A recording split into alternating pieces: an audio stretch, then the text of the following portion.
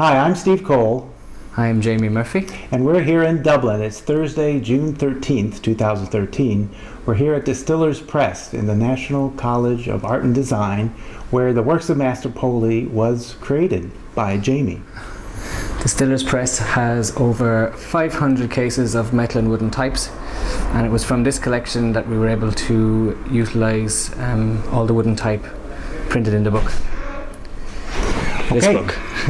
So we're going to go through it page by page and hopefully give a little insight into its content and its design. This is the standard edition because this is quarter bound in linen cloth, which is book cloth.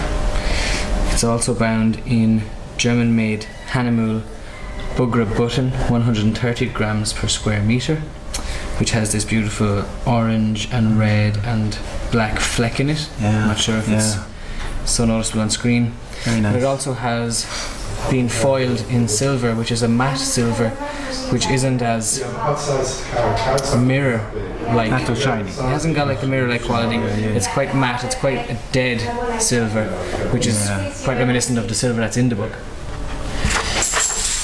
So the initial title page introduces the work and also introduces monotype Baskerville, which is our preferred typeface in this book. And the text will be in this. Exactly, exactly. Here's the title page. So here is the main title page of the book, which introduces two further elements that are to be found throughout the book. One is the gradient in colour. So it goes from quite a dark green, more of like a natural green, to quite a softer light green, which might be seen as more industrial. And also the silver, which was picked up on the cover, is also introduced on this page. Introduction by Professor Anne Fogarty. So here we can see any of the pages which need sort of reference on this side. So this is the introduction by Professor Anne Fogarty, and here she has provided us with quite a nice insight into Joyce, into Bloom, into Poldy. So this is like a little stopgap. This is take a deep breath before we enter the book. Pause. Because the book is originally thought of by Molly Bloom, this is a little reference. Credit to her. Exactly. To her. Okay. It alludes to the fact that this is perhaps what she envisioned. All right, the first of the 12. There's 12 spreads, right? Now this one has to do with. This is when early in the book where Leopold is giving Molly breakfast in bed. At that same moment, a very significant letter arrives, but we won't say more about that. The second spread. Ooh. This is one I really like because it's to do with advertising. Yes. And so the layering of information is never more apt, where advertisements maybe are seen in consequence and consecutively one on top of the other. All right. Now this is when Bloom and his friends are at Glasnevin Cemetery. The boy at the graveside held his wreath with both hands. They're burying Paddy Dignam. Major scene in there. What about that color? Is that? My idea here was that I wanted this to be like a carpet of grass, and whereas this was maybe a funeral rose, so it's in that sort of dark velvet colour. But yet with a period of just maybe colour and hope. Now this is a wonderful one where it's about newspapers. Bloom is walking through the press room, and that's what he's hearing here. It's the presses banging away. Later on he sees actually somebody's hand setting tight as well in the same scene. But the sounds of the presses are dominant there. All right. Now this was the political spread where Bloom is in a pub arguing with a nationalist who thinks that Jews like Bloom should have been kept out of the country, and we want no more strangers in our house. To stop them from swindling the poor of Ireland. Yes. I see. But I didn't want to originally. I didn't want to make this so much of a. It's quite easy to maybe fall into like a nationalist colour scheme. Next. Okay, next spread. Now this was a joke. Stephen Dedalus' friend Buck Malachi Mulligan imagines purchasing an island just off north of Dublin, I guess, to set up a national fertilizing farm where he would accept women of any age, and he would be the single stud, I guess. From a type point of view, I wanted the island to be alone. Okay, over there. Yeah. So, although it doesn't resemble the map, the idea was to have this island sort of freestanding. And so, the purples and reds of the lust and maybe the passion of Mr. Malachi Mulligan Yes, okay. are contained in this section, and Lambay Island, with the island sort of cut off from the land.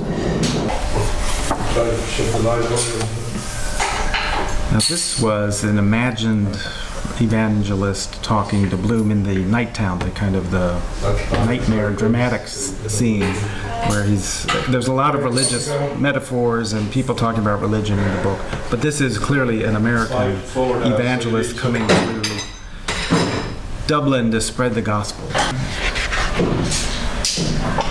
Right, this is the famous scene on the beach where Gertie McDowell is sitting and Leopold Bloom is admiring her.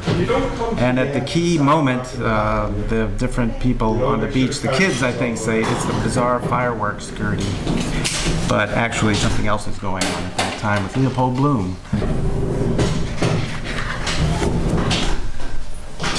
This also is kind of a fantasy. In the nightown section where they're imagining that Bloom is about to have a baby. He's a new womanly man. Joyce plays a lot with sexuality in that chapter and mixes things up quite a lot, as opposed, and this was back in the 20s, the teens and 20s when he wrote this, very modern kind of playing around with sexual stereotypes.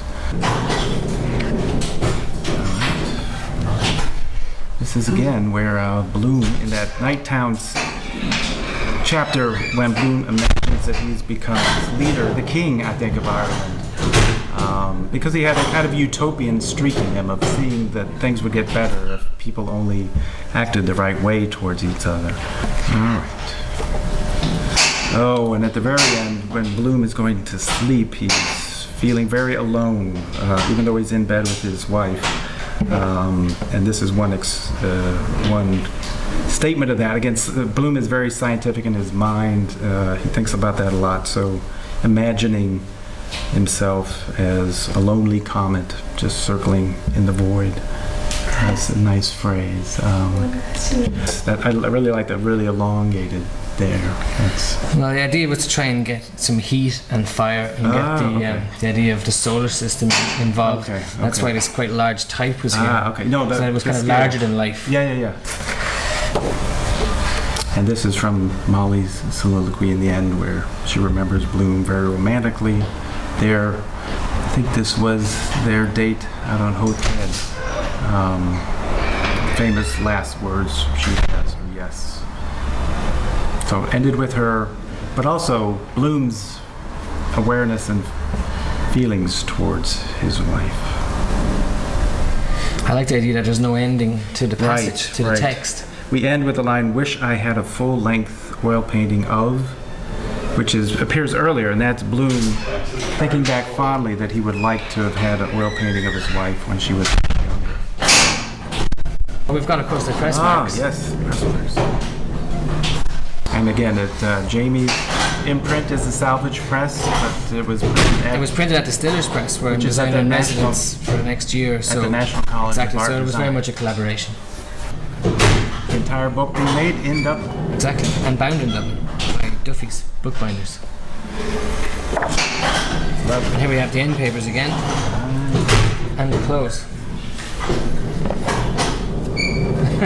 Lovely.